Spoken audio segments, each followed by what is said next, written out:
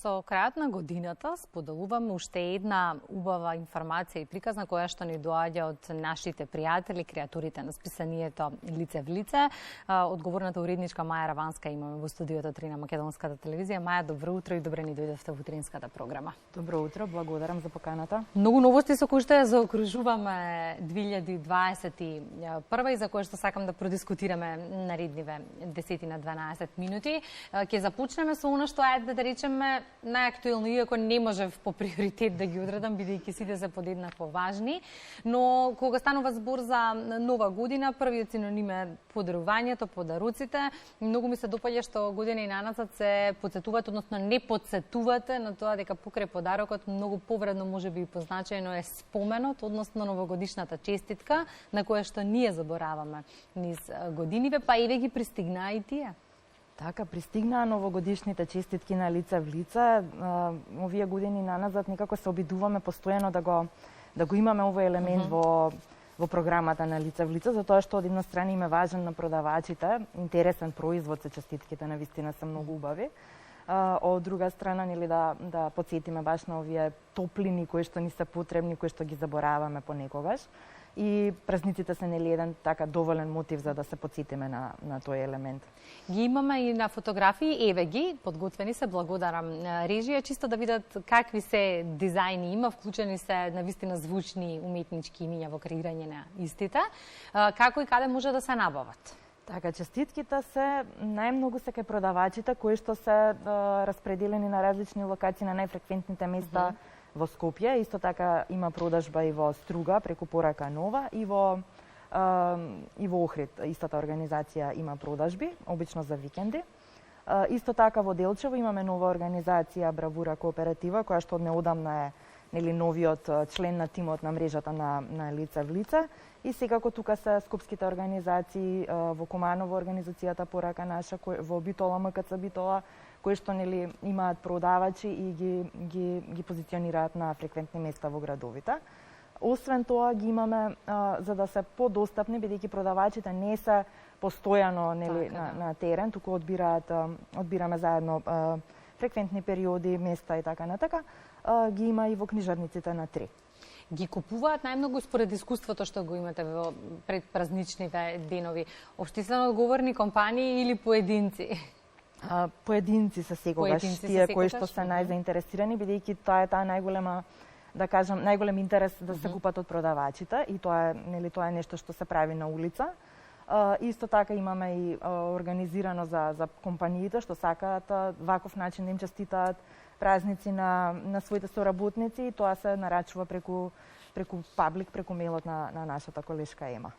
2021 ја заокружувате со уште еден нов број, 48 поред. Актуелна тема вообичаено носи секој број. Партнерство за развој и позитивни промени во фокусот овој пат. Така, 48-иот број дава едно заокружување на сето ова што ни се случуваше и оваа пандемиска година и дава една можност поголема, односно перспектива за тоа како би можел да изгледа светот ако навистина сите работиме како да сме во еден систем, а сме во еден систем. Но само да размислиме за тоа што кога целите на корпорациите, односно на бизнисите, целите на здруженијата на граѓаните, на институциите, на самите граѓани се едни исти цели. Немаме сите различни, туку едни исти цели. А кога ќе размислиме малку подлабоко кои се нашите цели како луѓе пред се, доаѓаме на вистина до заеднички цели, нели на сите ни треба квалитетен живот, на сите ни треба здравје, добросостојба и тоа се некои елементи кога ќе ги ставиме во активности, гледаме дека на вистина можеме нешто убаво, добро да направиме. И за поединците, и за планетата, и за сите нас. Оно што мене посебно ме радува што и во период на пандемија кусо некако сопревте, ајде да кажам, иако тоа не го забележавме, меѓутоа брзо некако се вративте на патеката и почнавте да функционирате со полно темпо. Има ли разлика, ајде да кажеме, бидејќи тука почнавте со онлайн продажба на списанието? Се почувствува ли, да речеме, пандемијата, последиците од пандемијата се одразија ли на продажбата на списанието? Секако многу, се уште ние не сме вратени на старите патеки, тоа морам да го нагласам, меѓутоа имаме многу нова вредност направено во организацијата, нели, вклучувањето, значи во пандемискиот период самиот модел на улична продажба беше доведен во продажба и се уште е доведен во продажба, бидејќи не е баш пријатно да се во гужви, кај што има луѓе, нели не ни треба, не ни може продавачите. Затоа направивме за нив низа преиспитување на моделот и низа нови елементи вклучивме. Едни од тие новини се и онлайн продажбата на списанието, која што се работи преку платформата на лице в лице, дигиталната платформа. Таму е вклучена и веб продавница, каде што може од тројца продавачи кои што се вклучени во овој дел директно да се купи списанието. И тоа сакав да споменеме, редизајнирана е. Како функционираат онлайн продавничките? За сите оние кои што можеби досега не искористиле можностите? Продавницата може да се види на сајтот на лице в лице, лицевлице.mk, има нели еден дел кој што директно ве носи во продавницата. Се купува, функционира како и сите нормални електронски продавници, со тоа што има посебни 3 продавници на тројца продавачи, тоа се Игор од Порака Нова од Струга, Кико од Скопје и Валентин од Дневниот центар за деца на улица Шуто Ризари. Контактирате постојано со продавачите, што е оно што најмногу им недостасува од почетокот на пандемијата, бидејќи видно се измени темпото на работа? Многу им недостасува дружењето, публиката, значи тој близок контакт со публиката. Предходно седнувале со своите поддржувачи да испијат кафе, чај, сега тоа не се случува. Сега се почесто е тешко да воопшто да најдат луѓе на улица со кои што ќе можат да разменат муабет некој. И затоа Паблик работеше многу и на еден елемент кој што ги поддржува ниво да останат нели мотивирани и здрави во пандемијава. Многу работеше на таа свесност за нивното здравје, меѓутоа и за она како треба да се поддржат самите себе си да бидат дел од процесот на работна интеграција. И тука е некако и засилена програмата на Паблик за социјално менторирање, која што ги подготвува за пазар на труд продавачите, која што е една исклучително важна програма за работен ангажман на ранливи луѓе. Дека не мирувате, работите со полно темпо на повеќе фронтови, дока се и следното прашање, кое што е поврзано со кампања која што ја започнувате. Тој ти и јас, лицата на лице в лице, кампањата со која што сакаме да ја представиме некако на крајот на годината. Генерално да потврдиме уште еднаш дека грижата, меѓусебната поддршка може да создадат убава приказна. Тоа е целта на кампањата. Така, целта на кампањата е баш да не мотивира сите нас, првенствено продавачите, меѓутоа и сите нас да си се грижиме едни за други, да си се поддржуваме, бидејќи тоа е нешто што е многу важно. Човечкиот контакт можеби го оставивме на страна во оваа пандемија, меѓутоа гледаме дека тоа е нешто што е исклучително важно за да можеме да обстоиме. Адаптибилноста на промените кои што ни ги донесе пандемијата, видовме дека е многу важно.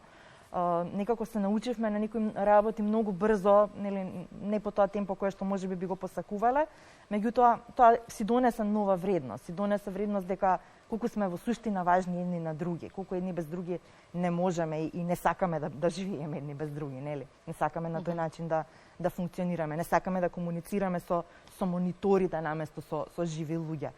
Меѓутоа, видовме дека е важно нешто вакво да искомуницираме и со нашата публика, некако и неа да ја потикнеме дека да си размислува на кои се незините важни луѓе, кои се незините лица кои што и носат позитивни промени, кои што и носат добро. И тоа сакавме да го потикнеме со оваа кампања. И кога ќе се навратам години назад, целата приказна започна со идејата за списание кое што ќе внесува позитивни промени во општеството, стана движење на една цела заедница, која што од месец во месец станува се по-масовна. Можевте да го претпоставите ова? Не верувам дека можевме да го претпоставиме, само мислам дека се надевавме дека искреноста на иницијативата, дека ќе допре до сите оние на кои што им е важно да живеат во едно општество со еднакви можности, да целат кон одржлив развој.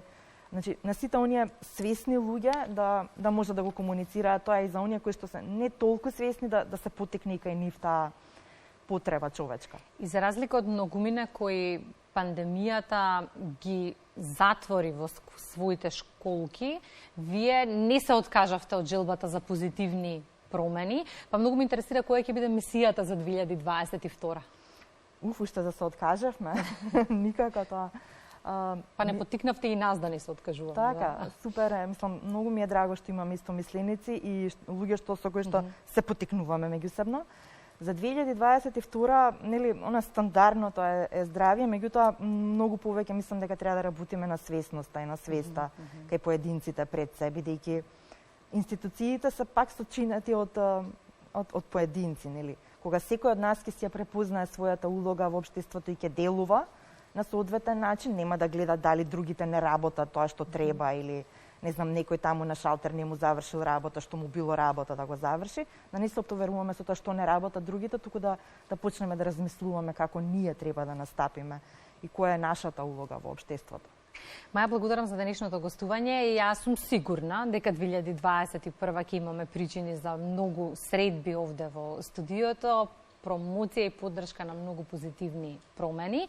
И уште еднаш ќе ги поканиме нашите гледачи, доколку не успеале досега, има се уште честитки можност да се набават. Честитка пратена по пошта, јас сум сигурна дека многу повеќе ќе го израдува примателот од било каков материјален подарок. Фала ви на вас. Благодарам.